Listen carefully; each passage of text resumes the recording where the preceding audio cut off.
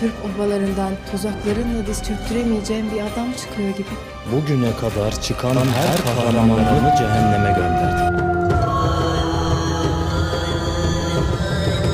Cengiz Han'ın ordusundan kaçacak yeriniz yok. Allah'tan geldik, Allah'a döneceğiz. Güç her şeyin bir yolunda. Rusya, Çin, Hindistan. Sırada Anadolu var. Haçlı ordusu Türkler... Rusya, Çin, Hindistan. Sırada Anadolu var.